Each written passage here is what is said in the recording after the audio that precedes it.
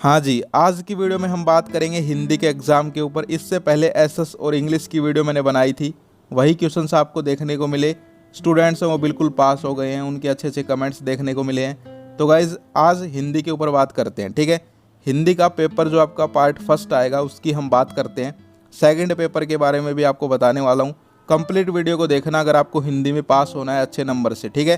तो चलिए वीडियो को स्टार्ट करते हैं। इसके अलावा अगर आप इंपॉर्टेंट क्वेश्चंस खरीदना चाहते हो तो वो भी 25 रुपये की PDF आपको मिलेगी। यहाँ पर आप कांटेक्ट कर सकते हो इस टेलीग्राम आईडी पे, या फिर डिस्क्रिप्शन में आपको व्हाट्सअप नंबर मिल जाएंगे, वहाँ पर कांटेक्ट करके खरीद सकते हो, ठीक है। अब बात करते हैं आपके पेपर के ऊपर। तो देखो यार, आपका पेपर जो मैंने डाउनलोड कर लिया है। यहाँ पर सब्जेक्टिव पार्ट के ऊपर हम बात कर रहे हैं। तो यहाँ पर आप देख सकते हो पार्ट फर्स्ट है आपका, सब्जेक्टिव ही है, ठीक है। तो गाइस क्वेश्चंस है उनका पैटर्न समझना, फिर आपको जो है बिल्कुल ईजी लगेगा पेपर, ठीक है। सबसे पहला क्वेश्चन देखो, चौपाई छंद का लक्षण लिखिए। अब इसकी कोई शॉर्ट ट्रिक नहीं है, यहाँ पर जो है छंद आप अच्छे से पढ़ लेना, ठीक है, समझ गए। क्वेश्चन नंबर सेकंड देखो, निम्नलिखित में से किसी एक विषय पर निबंध लिखो। अब यार ये जो आ रहे हैं ऐसे कोई भी आपका निबंध आ सकता है, ठीक है, लेकिन कौन कौन से आ सकते हैं वो मैं आपको बता देता हूँ, ठीक है। पैटर्न समझो। सबसे पहला देखो, मेरा प्रिय कवि। अब ऐसा ही और कौन सा है, मेरा प्रिय लेखक तो वो भी कर लो, मेरा प्रिय नेता तो वो भी कर लो, ठीक है। पैटर्न समझने का मतलब यही होता है। अब सेकंड देखो, स्वच्छता और स्वास्थ्य। अब इसके जैसा कौन सा है, व्यायाम का महत्व, ठीक है, वो भी स्वास्थ्य से जुड़ा हुआ है, हमारे हेल्थ से, ठीक है। थर्ड देखो, कंप्यूटर का महत्व। अब इसके जैसा और कौन सा हो सकता है, इंटरनेट का महत्व, ये भी कर लो। इसके अलावा स्मार्टफोन के दुष्परिणाम, ये भी कर सकते हो, ठीक है। और ये तो कर ही लेना जो दे रखे हैं। इसके अलावा देखो, जल संरक्षण। अब ये क्या है, एक पब्लिक जो है इश्यू है, प्रॉब्लम है, ठीक है। तो इसके जैसे और कौन से हो सकते हैं पब्लिक प्रॉब्लम, महंगाई है, वो भी एक पब्लिक प्रॉब्लम है, ठीक है, सभी को है, तो वो भी आप कर सकते हो। इसके अलावा हम बात करें, ग्लोबल वार्मिंग है, वो भी एक प्रॉब्लम है, उसके ऊपर भी आ सकता है, ठीक है।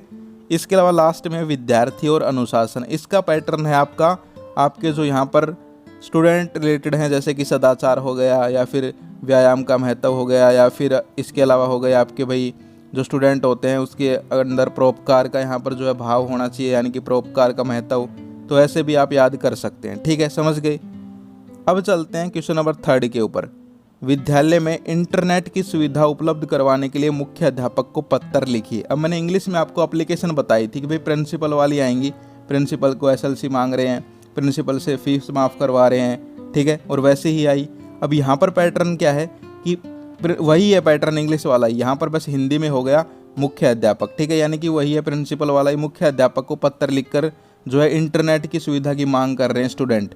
तो और इसके जैसे कौन से आ सकते हैं कि भाई यहाँ पर जो है स्टूडेंट पत्र लिखकर विद्यालय के मुख्य अध्यापक को जो है अपने विद्यालय के जो शौचालय हैं या फिर जो पानी के टैंक हैं उनकी सफाई के लिए, या फिर पंखे ख़राब पड़े हैं उनके जो है ठीक करवाने के लिए, या फिर सेक्शन चेंज करवाने के लिए कोई विद्यार्थी जो है पत्र लिख रहा है, समझ गए, ऐसे आ सकते हैं। सेकंड देखिए, परोपकार का महत्व बताते हुए मित्र को पत्र लिखिए। अब ये जो है एडवाइजरी वाले हैं, जितने भी आपके इस प्रकार के हैं, जैसे कि अपने छोटे भाई को जो है कुसंगति से बचाव के लिए जो है पत्र लिखो, अपने छोटे भाई को जो है सुबह उठने के यहाँ पर जो फ़ायदे बताते हुए पत्र लिखो, अपने मित्र को जो है उनके घर में किसी की डेथ हो गई उसके लिए जो है संवेदना देते हुए पत्र लिखो। इसके अलावा जो है ये भी आ सकता है कि भाई अपने मित्र को जो है यहाँ पर बर्थडे गिफ्ट के ऊपर जो है पत्र लिखो।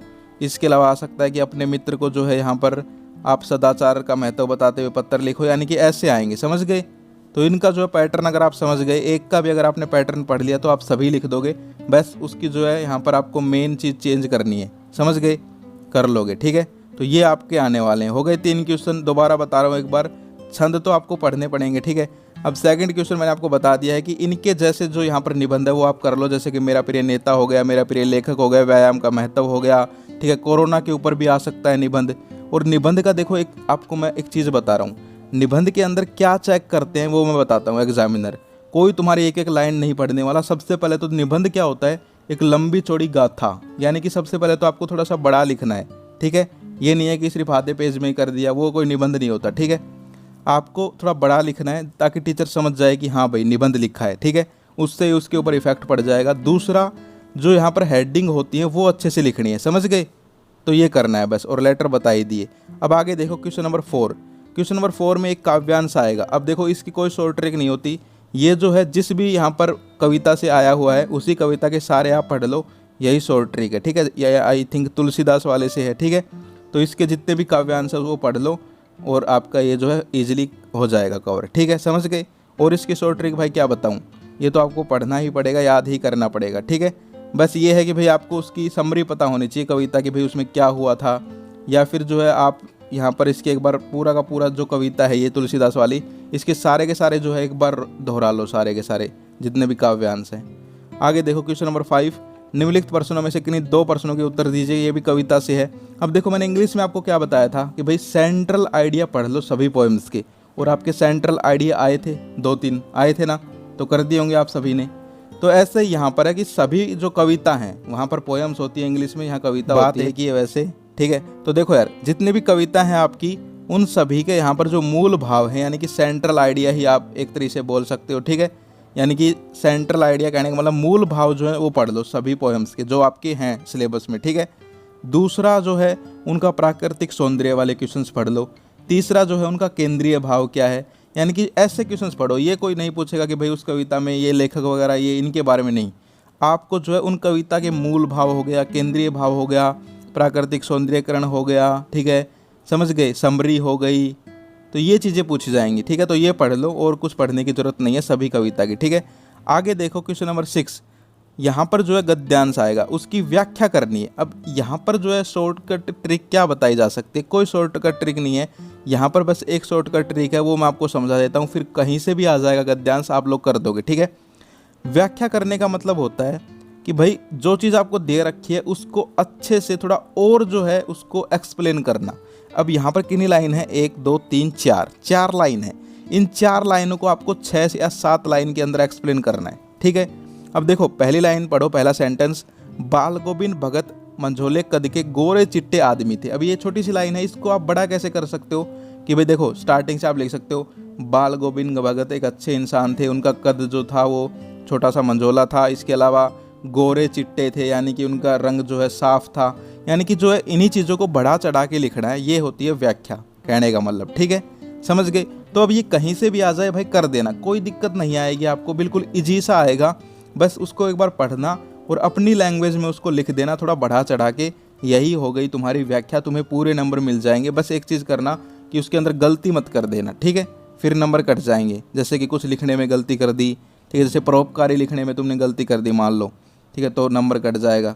ठीक है, और ये इतना पूरा नहीं पढ़ता कोई भी, बस आपकी ये देखेंगे कि कोई गलती तो आपने नहीं की है इसके अंदर। ठीक है, और मैंने आपको बता दिया इसकी ट्रिक कि भाई जो भी लाइन्स आए उनको थोड़ा दिमाग में अपने घुमाओ कि इस लाइन को थोड़ा बड़ा कैसे कर सकता हूँ।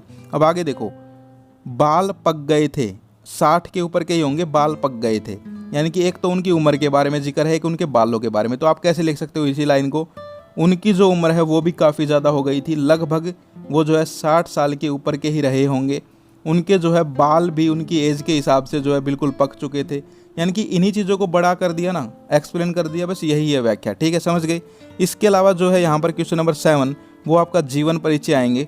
तो देखो 2 तो यहाँ पर दे रखे हैं, ये दोनों इंपॉर्टेंट है, ये दोनों तो आप कर लेना। इसके अलावा एक और कर लेना, सर्वेश्वर दयाल सक्सेना वाला, ठीक है, वो भी मोस्ट इंपॉर्टेंट है। इन्हीं तीनों से आपको जो है एक देखने को मिल जाएगा आपके पेपर के अंदर। समझ गए ना, तो बस ये 3 कर लेना। रामवृक्ष बेनीपुरी और यशपाल तो दे ही रखा है इसमें सैम्पल पेपर में, सैम्पल पेपर तो सोल्व करना ही करना होता है। ठीक है, तो ये तो कर ही लोगे। इसके अलावा और जो बता रहा हूँ वो है सर्वेश्वर दयाल सक्सेना वाला, ठीक है, वो भी कर लेना। हो गए 5 नंबर पक्के। अब आगे चलते हैं। नेताजी का चश्मा पाठ वाला जो है उसका यहाँ पर आपको संदेश और फादर कामिल बुल्के की चारित्रिक विशेषताएं। अब जितने भी पाठ हैं उनके संदेश और उनके जो मेन करैक्टर हैं उनके बारे में थोड़ा सा पढ़ लेना, ये भी हो जाएगा। इसके बाद क्वेश्चन नंबर 9 है, वो भी देखो यार, इसकी कोई शॉर्टकट ट्रिक नहीं है, इसमें भी आपको जो है सभी चैप्टर्स की समरी पढ़ लेनी है और उनके जो मेन करैक्टर है उनके बारे में पढ़ लेना। ये बात हो गई पहले पेपर की। अब बात करें दूसरे पेपर की, तो देखो उसके अंदर ज़्यादा कुछ बताने को ऐसा है नहीं, क्योंकि उसके अंदर ग्रामर है और ग्रामर की कोई शॉर्टकट ट्रिक नहीं होती। दूसरा उसके अंदर जो है क्वेश्चंस हैं किसके, बुक्स के छोटे क्वेश्चंस। अब छोटे क्वेश्चंस का भी भाई कोई शॉर्टकट ट्रिक नहीं है कि भाई ये 2 क्वेश्चन कर लो हो जाएंगे, वो तो कहीं से भी आ सकते हैं। तो उनके लिए आपको 2 बातें बता रहा हूँ। ग्रामर के लिए आप क्या करना, जिन जिन चीज़ों की यहाँ पर आपके जो है सेंटेंस दे रखे हैं या फिर वर्ड दे रखे हैं उन्हीं के जो है आपको पढ़ने हैं। जैसे कि मैं आपको दिखाता हूँ, यहाँ पर देखो त्रिलोचन का जो है आपको समास दे रखा है कि भाई ये कौन सा समास है, विग्रह करो। अब ये जौन सा समास है इसके जितने भी एग्जाम्पल्स है वो पढ़ लेना। क्या पता इसी समास का कोई और एग्जाम्पल दे के पूछ लें कि भाई विग्रह करो और समास का नाम बताओ। ठीक है, दूसरा क्या है, जैसे संधि है, कोई भी संधि दे रखी है वो कौन सी संधि है उसी संधि के बारे में पढ़ लेना, ठीक है, समझ गए। दूसरा आता है यहाँ पर आपकी जो चैप्टर्स हैं उनके छोटे क्वेश्चंस, तो उनके लिए क्या करना है आपको, जितने भी चैप्टर्स हैं उनकी समरी पढ़नी है, ठीक है। उनके जो मेन कैरेक्टर्स हैं उनकी सारी नॉलेज होनी चाहिए कि उनका जन्म कब हुआ, मृत्यु कब हुई, उन्होंने चैप्टर के अंदर क्या क्या किया, क्या पहनते हैं वो, ठीक है, क्या खाते थे, सब कुछ पता होना चाहिए, ठीक है। जैसे कि क्वेश्चन पूछ लिया जा सकता है आपसे कि भाई जो यहाँ पर है बाल गोविंद भगत, उनकी एज लगभग क्या थी, तो आपने अभी देखा था, पहले बताया मैंने कि 60 के ऊपर के लगभग, ठीक है। तो ऑप्शन हो सकता है 60 के ऊपर, 45 के ऊपर, 90 के ऊपर। तो ऐसे जितने भी चैप्टर्स हैं और उनकी समरी है उनको पढ़ लेना, ठीक है। मेन कैरेक्टर्स के बारे में सारी नॉलेज होनी चाहिए, फिर आपका वो पेपर भी ईजिली हो जाएगा, ये गारंटी है, ठीक है। और उसके लिए कोई शॉर्टकट ट्रिक नहीं है, ऐसे पागल बनाने को मैं दोबारा आपके थोड़ी और टाइम वेस्ट कर देता, उस पेपर को डाउनलोड करके दिखा देता, ठीक है। लेकिन गाइस कोई फ़ायदा नहीं है, बस यही कहूँगा कि उसके लिए आपको ग्रामर देखिए सीखनी ही पड़ेगी, या फिर अभी सीखने का टाइम नहीं है तो जिस चीज़ से यहाँ पर एग्जाम्पल्स दे रखे हैं या क्वेश्चंस दे रखे हैं उन्हीं के बारे में पढ़ लेना, और दूसरा सभी चैप्टर्स की समरी पढ़ लेना, ठीक है। पहले क्वेश्चन के अंदर जो बातें बनती थी, जो इंपॉर्टेंट चीज़ें बतानी थी वो मैंने बता दी हैं, ठीक है। Wish you all the best for exams. फिर मिलते हैं, जय हिंद, जय भारत।